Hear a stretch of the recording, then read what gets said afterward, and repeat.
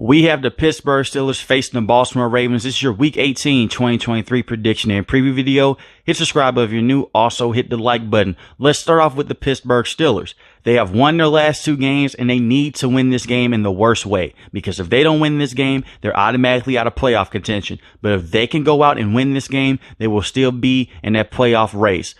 Last week, Mason Rudolph was phenomenal yet again. 18-24, 274 passing yards, 0 touchdowns passing, 0 interceptions. But Jaylen Warren and Najee Harris got it done. Najee Harris had 122 rushing yards and 2 rushing touchdowns, averaging 4.5 yards a carry, while Jaylen Warren had 75 rushing yards, averaging 6 yards a carry, and 1 rushing touchdown. Run the football as much as possible against this tough Baltimore Ravens defense, but you have to go out there and work off of play action. Mason Rudolph has shown the last 2 games that he's taken very good care of the football. Continue to do that in this game. Try to get the run game going. Try to get Jaylen Warren going on screens as well, and get George Pickens involved. George Pickens has been phenomenal the last 2 games with Mason Rudolph. 131 receiving yards last week with 7 catches, and Deontay Johnson has 76 receiving yards as well, while Pat Freiermuth also had 44 receiving yards. Try to get some more guys involved besides those big 3 in the passing game, because you're going to need it, because it's a good chance the Baltimore Ravens may want to play their starters, but yet again they may want to sit their starters down because they have clinched the first seed.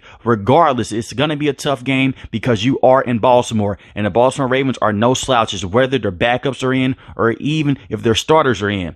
Get Calvin Austin III involved as well. He's a guy that can fly down the field and can create a distraction and can help out other guys on this offense as well. But it's going to come down to this offensive line that has looked better in the last 2 weeks with Mason Rudolph. So the key to victory offensively, run the football, get Mason Rudolph going early, and feed the offense through the run game so it can work off of play action, and it comes down to the offensive line. As far as the defense, they have looked very good in the last couple of weeks, even though they have suffered a lot of injuries in that linebacking room. No Cole Holcomb, no Quan Alexander, but Miles Jack in back-to-back weeks has looked very good with this team. Continue to put him out there and let him make big plays with this team as well. They also have Blake Martinez, who is a backup to Miles Jack. They've done a very good job as not going out there and depending on those linebackers to stop the run like how it was when they went against the Patriots and when they went against the Indianapolis Colts. It's going to come down to guys like Cameron Hayward, Keanu Ben, and TJ Watt to go out there and stop the run and to get pressure on Tyler Huntley or Lamar Jackson.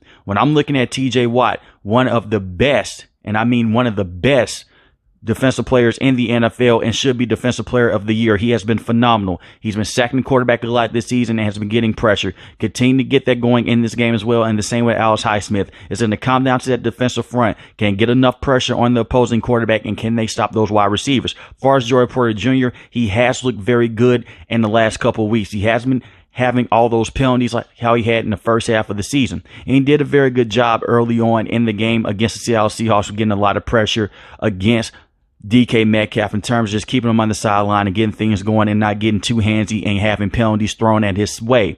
Levi Wallace has also come in the last 2 games, has looked very serviceable with this team. The very interesting thing is this. They have put Patrick Peterson and Eric Rowe at safety, and Eric Rowe has been phenomenal, has been leading the team in tackles, and has been very good on the back end and coverage as well. And the same with Patrick Peterson. Mika Fitzpatrick is questionable for this game. If he's able to go, yes, put him at safety, but also keep Patrick Peterson at safety as well. He has been a way better safety with this team than he has been a corner with this team. So it'll be very interesting to see what the Steelers can do in this game. As far as the Baltimore Ravens, like I mentioned before, it is no reason to go out there and put your starters in this game, but it is a chance that they will. So I'm going to play it on both ends. I'm going to say what they should do with the starters and what they should do with the backups, just to put in some perspective right here. Last week was a great week. You clinched the first seed in the AFC, and you beat the brakes off the Miami Dolphins 56-19. They came straight out the gate with Lamar Jackson, who had 5 passing touchdowns, which has cemented him being the league MVP. He was 18-21 with 321 passing yards. He looked phenomenal. One of the best games in his entire career, even dating back to college.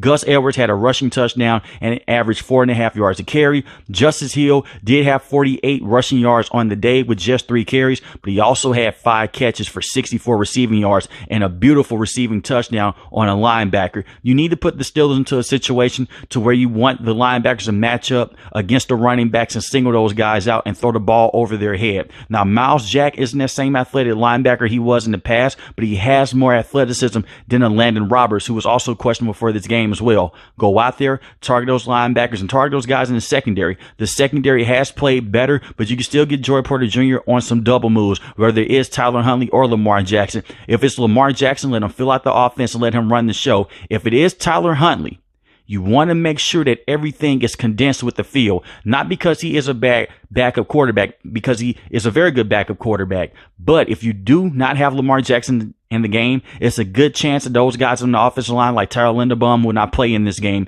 And you want to make sure that pressure is off of Tyler Huntley. Go out there, do a lot of tunnel screens and get guys going into space and do a lot of dink and dunk down the field. Similar to what the Indianapolis Colts did a couple weeks ago against the Steelers team, you can still win this game with the backups. That's a real possibility for the Baltimore Ravens because these two teams match up with each other so well. Try to run the football as much as possible against the Steelers front, even though they have gotten better the last couple weeks, and just take the pressure off the quarterback if it is Tyler Huntley. If it is Lamar Jackson, get him going into space and just try to throw the football over the field to guys like Zay Flowers and to Isaiah Likely, who also had a beautiful one-handed catch that went for a touchdown in last week's game. He had 2 receiving touchdowns last week. Now, far as the defense, like I said before, I don't know if they're going to play their starters or not. That is still yet to be seen. But if they are going to play their starters, go out there, take the run game away, and make Mason Rudolph beat you with his arm. Make him get 30 to 40 pass attempts in this game and try to force them to put the ball in harm's way. Press up on George Pickens and Deontay Johnson and stay with those guys hip to hip and play aggressive defense on those guys in general. The Ravens have the best defense in the NFL when they're fully healthy and when they have everyone there. The problem is they haven't been fully healthy. That's also another reason to sit everyone down, in my opinion. You clinch the first seed. There's no reason to put your starters in this game,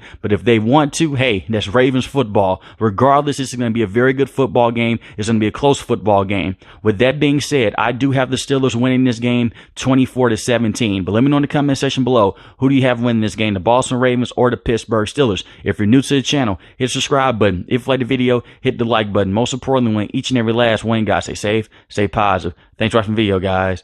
Peace.